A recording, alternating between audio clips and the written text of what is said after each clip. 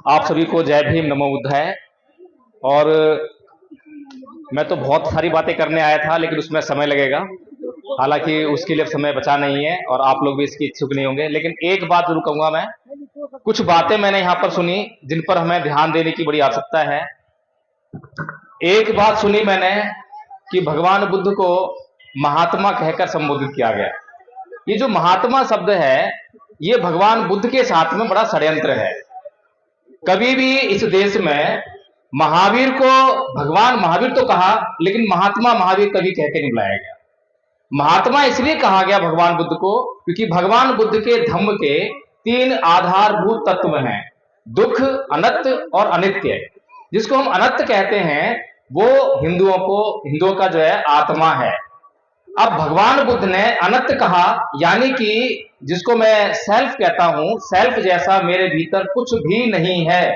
भगवान बुद्ध ने उसको नकार दिया, ऐसा कुछ है नहीं। अनंत कहा, अनात्म कहा। तो भगवान बुद्ध के साथ में महात्मा शब्द को जोड़ना और महात्मा बुद्ध कहकर प्रचारित करना, ये भगवान बुद्ध की जो विचारधारा है, जो उनका सिद्धांत है, उनको दबाने, दफनाने और उनको जो है किस तरीके से दफन करने का एक प्रयोजन है। दूसरी बात ये कि भगवान बुद्ध को भगवान कहने में शायद कुछ लोगों ने आपत्ति जाहिर की कि भगवान बुद्ध ने स्वयं भगवान होने से इनकार किया कि मैं भगवान नहीं हूं। नहीं, ऐसा नहीं है। भगवान बुद्ध भगवान थे, वे ईश्वर नहीं थे। जो दूसरे लोगों का जो शब्द है वो ईश्वर है, लेकिन जो बौद्धों का जो शब्द है भग्ग रागो भग्ग दोषो भग्ग मोह इति सो पि भगवा, जिसने राग का भगन कर दिया हो, जिसने द्वेष का भगन कर दिया हो, जिसने मोह का भगन कर दिया हो, वो भगवान है। अब इस परिभाषा को लेकर जरा ढूंढिए कौन कौन भगवान है। जिन लोगों को लोग भगवान कहकर संबोधित कर रहे हैं, क्या इस परिभाषा पर वो खरा उतरते हैं? खरा उतरते तो भगवान कह लीजिए, नहीं उतरते तो छोड़ दीजिए, लेकिन भगवान बुद्ध तो उतरते हैं। नमो तस्स भगवतो अरहतो सम्मा सम्बुद्धस्स। मैं उन समय संबुद्ध को नमन करता हूं जिन्होंने अपनी इच्छा हो इंद्रियों पर पूर्णतया नियंत्रण स्थापित करके अपने भीतर से काम, क्रोध, मोह, लोभ, द्वेष, तृष्णा, ईर्ष्या, राग इत्यादि को निकाल बाहर कर दिया और अपने चित्त को परिशुद्ध कर लिया। तो ऐसे महामानव को जो गुणों से परिपूर्ण है, जिसने अपने चित्त को परिशुद्ध कर लिया है, तो उसे भगवान नहीं कहो तो किसे कहोगे? तो ये सोचने वाली बातें हैं। हालांकि मैं तो आपसे पूछना चाहता था कि हमारे महापुरुषों ने एक हमें लक्ष्य दिया। वो लक्ष्य था भारत को बौद्धमय करना है। और मुझे लगता है कि यहां जितने भी लोग आए हैं सभी यह चाहते भी हैं कि हाँ, भारत बौद्धमय हो, लेकिन भारत बौद्धमय कैसे हो, शायद इस पर कोई नहीं सोचता है। अगर इस पर हमने सोचना शुरू किया होता तो मुझे लगता है कि हमने उसके लिए एक योजना बनाई होती। बिना योजना के कोई भी कार्य करेंगे तो वो कार्य पूरा हो जाएगा, इसकी संभावना मुश्किल है, बहुत मुश्किल है। इसीलिए तो सन 56 में बाबा साहेब ने बौद्ध धर्म ग्रहण किया, हमें भी आदेश किया कि बौद्ध बन जाओ। लेकिन उसके बाद भी 70 साल हो गए, लेकिन हम लोग ना तो खुद बौद्ध हो पाए और ना ही भारत को बौद्ध में कर पाए। अब भारत को बौद्ध में करने की जिम्मेदारी किस पर है? क्या भारत को बौद्ध में हिंदू लोग करेंगे या मुसलमान करेंगे, ईसाई करेंगे? जाहिर सी बात है कि भारत को बौद्ध में भारत के बौद्ध ही करेंगे। तो भारत को बौद्ध में करेंगे कैसे? अगर मैं किसी आदमी को उसके हाथ में एक मोबाइल थमा दूं और बोल दूं जाओ इसको बेच के आओ, बेच आएगा क्या? नहीं बेच के आएगा, उसे पता ही नहीं मोबाइल का क्या स्पेसिफिकेशन है, क्या खासियत है, क्या नहीं। लेकिन अगर मैं एक आदमी की मोबाइल के बारे में सारी विशेषता बता दूं, ट्रेनिंग कर दूं अच्छी तरह से, तो वो आदमी बहुत जल्दी बहुत सारे मोबाइल बेच आएगा। सेल्समैन, एक अच्छा सेल्समैन जिस चीज को सेल करने की उसको ट्रेनिंग दी जाए तो उसको बेच देता है। इसी तरह से जो हम लोग बौद्ध हैं, क्या हमने भगवान बुद्ध के धम्म का प्रचार प्रसार करने की ट्रेनिंग ली? नहीं ली। अब ट्रेनिंग नहीं ली, हम बौद्ध भी नहीं बने, तो और हमारे ऊपर जिम्मेदारी है, बाबा साहब ने कहा कि भारत को बौद्ध में करना है, तो कैसे बौद्ध में होगा? तो ये बड़ी भारी समस्या है। इसी समस्या पर गौर करते हुए, विचार करते हुए हमने सोचा कि कुछ लोगों से बातचीत की जाए जो समाज के विद्वान लोग हैं, लेकिन देखा कि समाज का जो बुद्धिजीवी वर्ग है वो वेंटिलेटर पे है, अंतिम सांसें गिन रहा है और ऑक्सीजन सिलेंडर भी मौजूद नहीं है, बहुत बुरी हालत में है। क्योंकि उसे समाज का जो दुख है, दर्द है, समाज के जो महापुरुषों का जो उद्देश्य है वो दिखाई नहीं देता। उसे संविधान दिखाई दे रहा है, आरक्षण दिखाई दे रहा है, ईवीएम दिखाई दे रहा है, उस सब कुछ दिखाई दे रहा है, लेकिन बाबा साहेब ने कहा कि भारत को बौद्धमय करना है, वो लक्ष्य दिखाई नहीं दे रहा। कभी कभी कहते हैं कि भगवान बुद्ध समाज सेवक थे, उन्होंने जातिवाद खत्म किया, उन्होंने ये किया, उन्होंने वो किया, लेकिन मैं कहता हूं कि भगवान बुद्ध केवल और केवल मानवता के सेवक थे। उनका धर्म का विषय केवल और केवल मनुष्य है, भक्ति जीवता कर गए हैं। बाकी की चीजें बाई प्रोडक्ट है। बाई प्रोडक्ट क्या होता है? जैसे कि हम एक दरवाजा बनाने के लिए लकड़ी लेकर आए, अब लकड़ी लेकर आए, दरवाजा बना लिया, दरवाजा बनाने के बाद उसमें लकड़ी बच गई, उसमें से स्टूल बन गया। अब जो स्टूल है वो बाई प्रोडक्ट है। उद्देश्य क्या था? उद्देश्य था उस लकड़ी से दरवाजा बनाना, लेकिन उसमें स्टूल और मिल गया। तो ऐसी भगवान बुद्ध का धम्म है। जब ये भारत बौद्धमय करने की तरफ आप अग्रसर होगे तो उसके बहुत सारे बाई प्रोडक्ट आएंगे। आपको राजनीतिक सत्ता भी मिलेगी, लेकिन कुछ राजनीतिक लोग हैं आपको कहते हैं कि राज सत्ता आएगी तो धम्म भी आएगा। गलत है। सत्ता को प्राप्त करने के लिए बाबा साहेब ने कहा कि गैर राजनीतिक जड़ों को मजबूत करना पड़ेगा। सामाजिक और धार्मिक आंदोलन ही हमारी राजनीति के लिए एक मजबूत आधार बन सकते हैं, लेकिन हम लोगों ने तो उल्टा कर दिया। आरएसएस को देखिए, आरएसएस की स्थापना 1925 में हुई, लेकिन क्या उसने राजनीतिक पार्टी बनाई? नहीं बनाई। और उस वक्त भारत में कौन से लोग बहुत मात्रा में थे? क्या मुसलमान थे, ईसाई थे, बौद्ध थे? नहीं, हिंदू ही थे। उसके बावजूद उसने क्या काम किया? उसने अपनी जो ब्राह्मणवादी जो मानसिकता है, जिसको मनुवादी कहते हैं, उसके प्रचार प्रसार के लिए संगठन तैयार किया, आरएसएस। और राजनीतिक पार्टी ने बनाई। पहली राजनीतिक पार्टी उनकी 1977 में आती है, जनसंघ के रूप में आती है ना। तो हमें सबसे पहले राजनीतिक पार्टी चाहिए, समाज जगह नहीं चाहिए, धार्मिक आंदोलन नहीं करना है। धार्मिक आंदोलन करने के जो बाई प्रोडक्ट होंगे वो राजनीति होगी, आर्थिक समानता होगी, सामाजिक अत्याचार से मुक्ति होगी, लेकिन उस पर हमारा जोर नहीं है। इसी प्रकार से हम लोग भगवान बुद्ध के धम्म को समझने का प्रयास ही नहीं कर पाए। भगवान बुद्ध ने जब खोज शुरू की तो उस समय बहुत सारे ऋषि मुनि जंगलों में जाकर तपस्या करा करते थे। किस लिए करते थे? सुख पाने के लिए, स्वर्ग जाने के लिए, अप्सराओं की खोज में, इसलिए करते थे ना। लेकिन भगवान बुद्ध ना तो सुख पाने के लिए, ना अप्सराओं की खोज में, और ना ही स्वर्ग जाने के लिए। वो काय खोज में गए?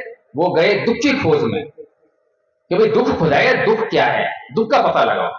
तो जब दुख को खोजने गए तो पता लगा कि जाति की दुखा, जरा की दुखा, व्याधि की दुखा, मणाम की दुखा, शोक परिदेव दो मनस्वी पाया सापी दुखा, अप्ये ही विपयोगो दुखा, अप्ये ही संपयोगो दुखा, यम्पि छने लवति तंपि दुखं, संखतेन पचपादान खंदापि दुखा।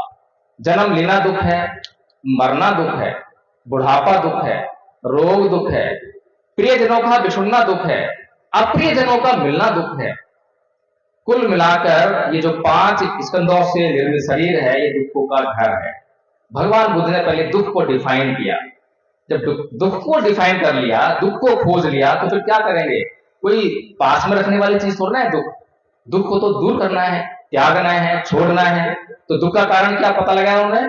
दुख का पता लगाया कि दुख का कारण है तृष्णा, और उस तृष्णा का उन्होंने समूल नष्ट कर दिया, उसको बिल्कुल नष्ट कर दिया, जिसे कहा निब्बान, निर्वाण प्राप्त करना, अरहंत हो जाना।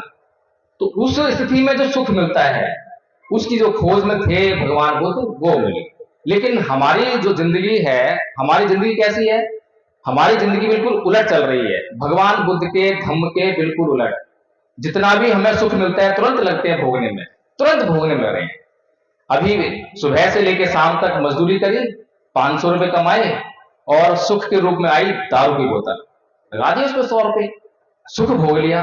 अब वो जो 100 रुपए या 200 रुपए जो भी उस पर खर्च किए, अब उसके बाद बचत तो कुछ हुई नहीं, पूरी जिंदगी गरीबी में। और भगवान बुद्ध कह रहे हैं कि पहले दुख को ढूंढो, जिंदगी में क्या क्या दुख है, गरीबी की दुख है, दूर करो उसको, अपने प्रयास से दुख दूर करो, अप्रमादी रहकर काम करो। तो इसलिए आदरणीय संघ, जहां मैं संघ संबोधित कर रहा हूं आपको कि मुझे ऐसी आदत है, भगवान बुद्ध ने जो जो बातें कही, हम उनके बिल्कुल उलट अपना कार्यक्रम चला रहे हैं, अपना उलट जो है सारा काम कर रहे हैं। तो भगवान बुद्ध का धम्म का प्रचार प्रसार कैसे होगा? भगवान बुद्ध कहते हैं नए प्रश्न विलोमानी, नए प्रश्न कथाकथन अतनोव्य व्यक्य कथानी अकथानी से, कि दूसरे क्या कर रहे हैं, दूसरे क्या नहीं कर रहे हैं, ये मत सोचो, इसे मत देखो। तुम क्या कर रहे हो और तुम क्या नहीं कर रहे हो, इसको देखो, क्योंकि तुमसे ही संसार का निर्माण होने वाला है। जैसा मैं होऊंगा वैसा ही संसार में दिखाई देगा। मैं चोर हूं, सारा संसार में चोर दिखाई देता है। मैं जैसा हूं वैसा ही संसार का निर्माण होने वाला है। संसार का निर्माण भीतर से होता है, बाहर से भीतर नहीं आता है। लेकिन हम तो बाहर से भीतर लेकर आ रहे हैं, बाहर देकर आ रहे हैं। वो चोरी कर रहा है तो मैं भी चोरी करूं, बाहर से भीतर आ रहा है, उल्टा काम करना शुरू कर दिया। भगवान बुद्ध ने धम्पद में कहा मनोपुब्बंगमा धम्मा मनोसेठा मनोमया मनसा च पदुठेन भासति वा करोति वा ततो नंग दुख मन व्यक्ति चक्कन वै भैतो पदति। मन की बात करी कि सब कुछ मन से चल रहा है। अब सब कुछ मन से चल रहा है तो यही एक कारण है सब कुछ करने का।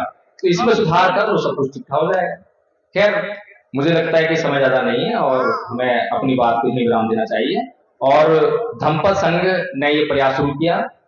पहले तो उद्देश्य बनाया, उद्देश्य के रूप में भारत बौद्धमय करना उसका लक्ष्य है। उसके लिए योजना बनाई। तो योजना में है कि एक सिलेबस तैयार किया। 3 श्रेणियों में बांटा सिलेबस को, प्रथम वर्ष, द्वितीय वर्ष और तृतीय वर्ष। प्रथम वर्ष का सिलेबस जो है हर एक बौद्ध को, हर एक अमृतवादी को इसलिए करना चाहिए ताकि बुद्ध के धम्म का मूलभूत ज्ञान उसको हो जाए।